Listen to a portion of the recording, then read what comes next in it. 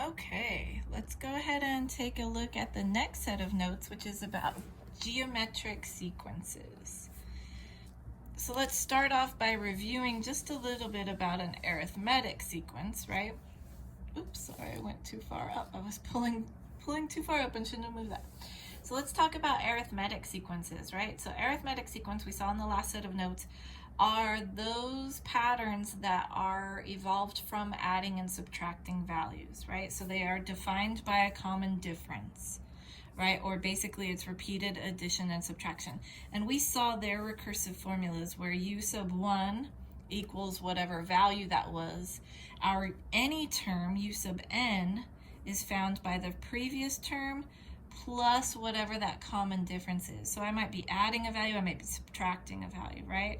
This is how we know it's arithmetic, if we're adding or subtracting, where n is greater than or equal to 2.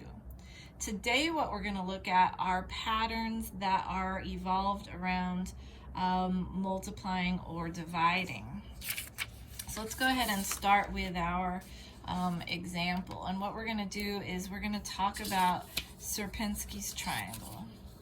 And Sierpinski's triangle, you may have seen this in geometry, maybe not, but basically it's a pattern of triangles that says for every triangle you have, there is a triangle that connects the midpoints inside of each line that is white, and the others are faded dark.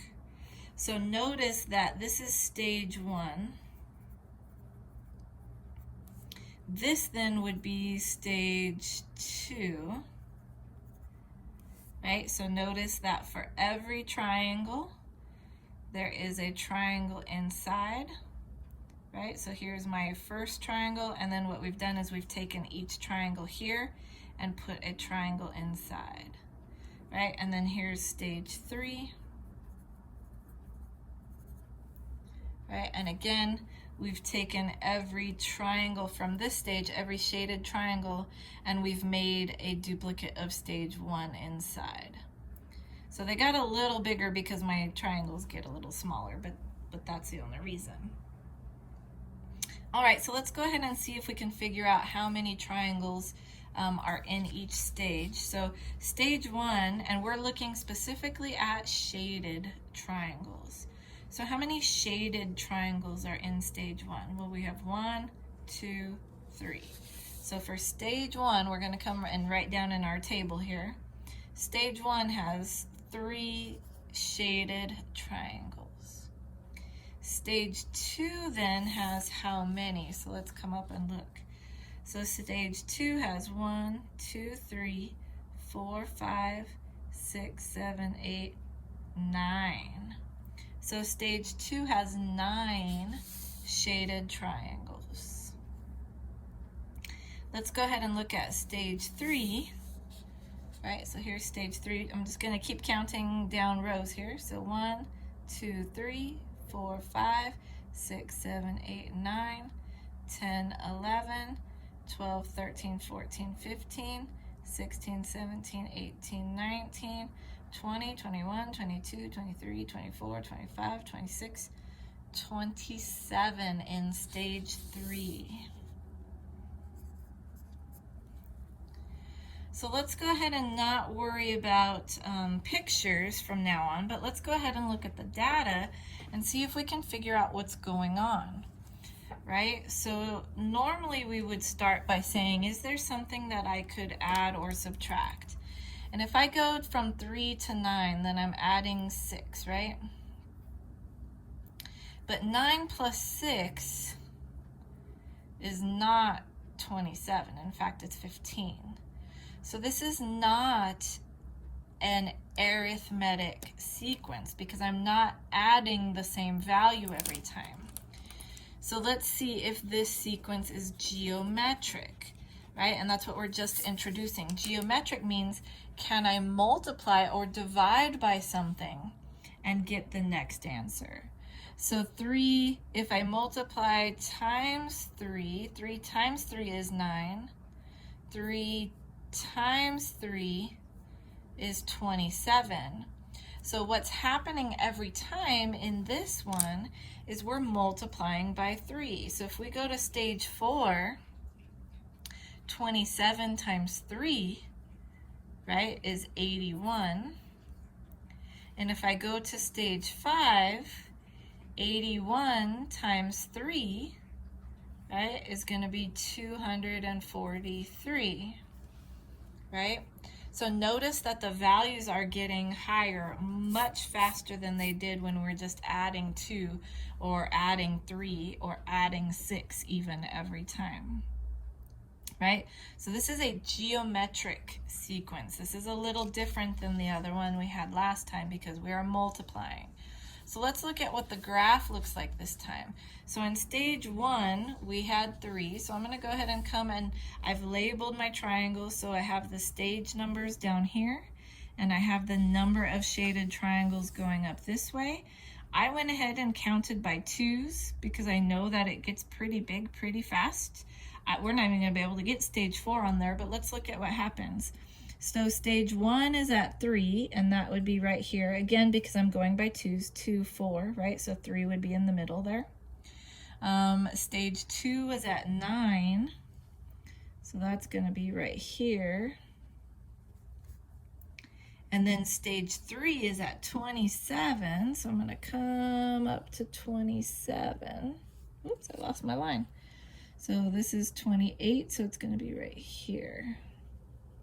And then the next value is going to be at 81, which I can't even picture on my graph because I can only go up to 40. So it's going to be way up here. So notice right now that this is not a line at all, right? These are what we call exponential graphs. They grow really quickly. Okay, so this is not a line. Do we connect it? Can I have stage 1.5?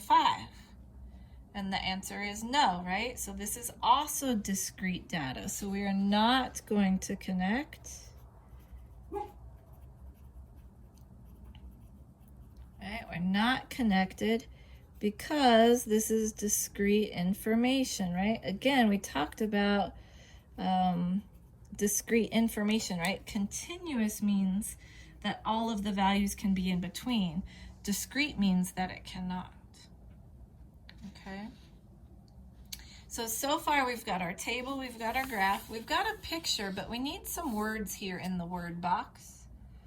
So let's go ahead and write some words. And again, I would argue that you need to know your starting spot and you need to know the pattern. Right? We need to know those two things when we're writing out what's going on. So what am I starting with? Well, I would just say that stage 1 has 3 shaded triangles, right? So stage 1 has 3 shaded triangles, right? What's our pattern? What are we doing every time? Right? To find the next stage, right? Or to get to the next stage, what are we doing? Right? So to get to the next stage,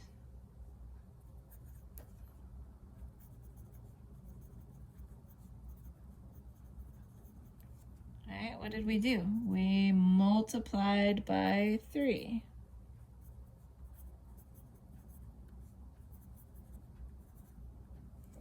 Right? So again, I'm stating what the pattern is, right? So to get to the next stage, we multiplied by 3. All right, so let's go ahead and write the rest of our notes then, so we can write our recursive formula here, so we can finish up the rule of 4. All right, so what's our recursive formula going to be? It's very similar to what we had last time. So let's go ahead and talk about what a geometric sequence is, right? A geometric sequence, right, is a sequence in which each term is equal to the previous term multiplied by a constant, right? The key here is that we're multiplying, right? the multiplier, what we're multiplying by, is called a common ratio. So we use the letter R because it's ratio.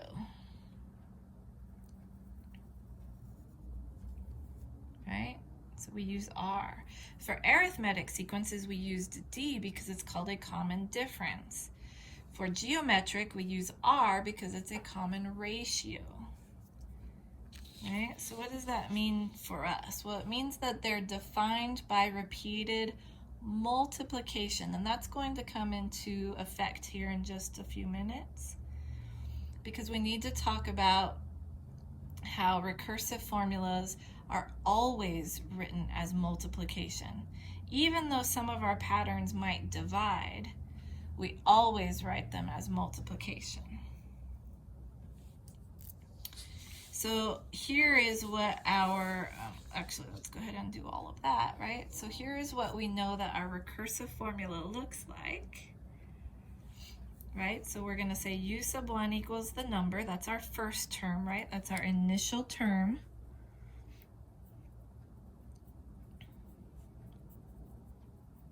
Okay.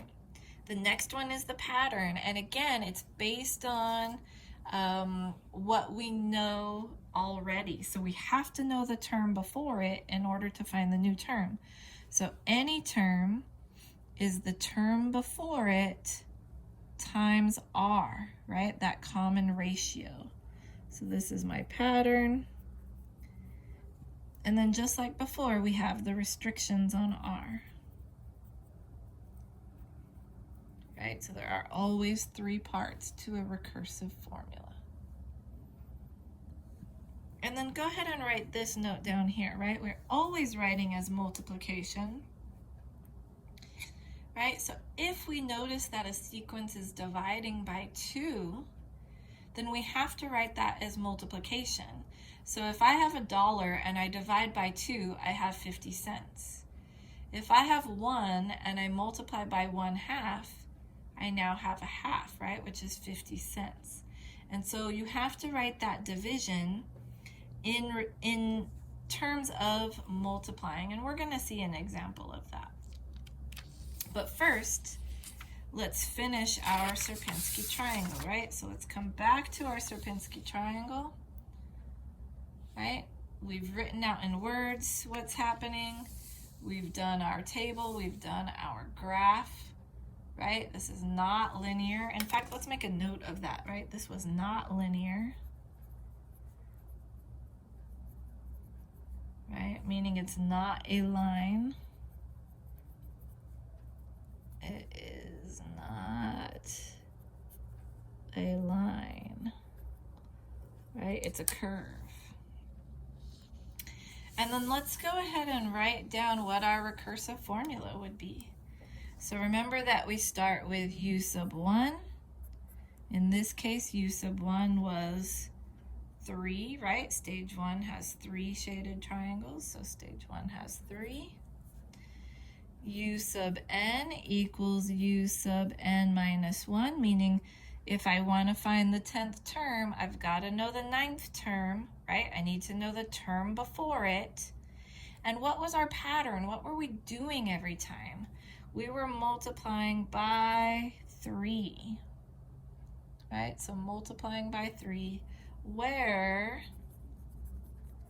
n is greater than or equal to 2, and it's always like that, right?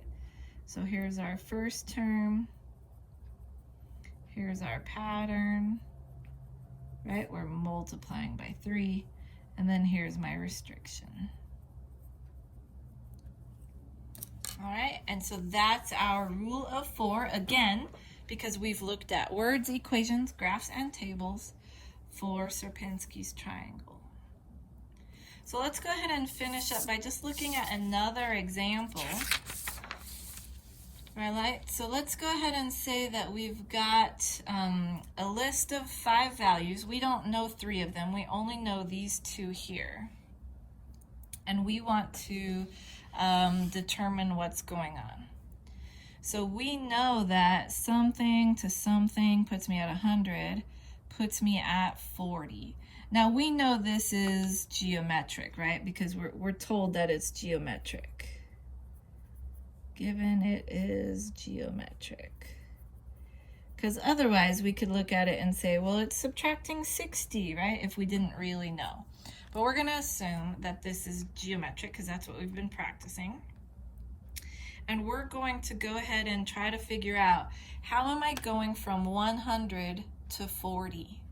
Well, obviously I'm not multiplying by something because it's getting smaller. So we're actually dividing. So in order to find R, right, we're going to say R is 100 divided by 40. Because we're going to say, well, what am I multiplying by to get 40? Right? Well, sorry, I probably confused you there.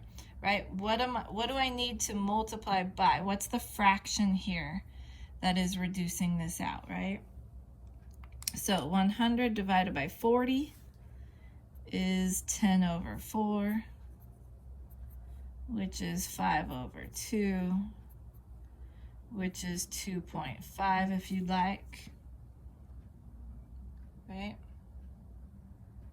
Or actually, I did that wrong. Dang it. It should be 40 over 100. I'm sorry. Erase what I'm doing. Everyone makes mistakes. I apologize for that. It would be going, if I was going from 40 to 100, I would do it that way. But because I'm trying to figure out, essentially I'm trying to figure out, let's set it up like an equation so you will always remember and I won't make the mistake again. So we're going to say 100 times R equals 40, right? Because we're multiplying 100 by something to get 40. So R is really 40 over 100. So that was, like I said, that was my mistake, so I did it backwards. This is going to be 4 over 10, which is 2 over 5, which is going to be 0.4, right? So again, I apologize if that confused you, but think of it more like the formula, and then you can just solve that as we go, right? So 100 times what is going to be 40. So you can verify this by using the calculator, right? And if I take 100 times what it should be, 0.4, we're going to get 40, which is what I want. So we're multiplying everything by 40. So this is going to be times 0.4, right? Right? So that means we're going to be times 0.4 times 0.4. I use little x's instead because the dots get confusing. Right? So 40 times 0.4 excuse me, is 16. So we know this part's going to be 16, right? In order to go backwards, right? If I go backwards and I say 16 divided by 0.4, right? So notice, if I do 16 divided by 0.4, because I'm going backwards, I'm going to get 40. Divided by 0.4 is going to give me 100. So if I continue this and I say divided by 0.4, I'm going to get 250. And if I divide by 0.4, I'm going to get 625. Right? So going backwards or forwards, you can get your values there. So R was 0.4, right? So let's write our recursive formula. So our first term is what? Right? Our first term is the term that we got there, right? Which is 625. Right? It's our first term, 625. I can write any term if I know the term before it, and multiply by 0.4. Right? If you like to write the 0.4, that's fine. Just make sure you put the point in the right spot. And then go ahead and put your restriction on there where n is greater than or equal to 2. And that's our recursive formula. That's all you have to do. So sorry for the little mix up there.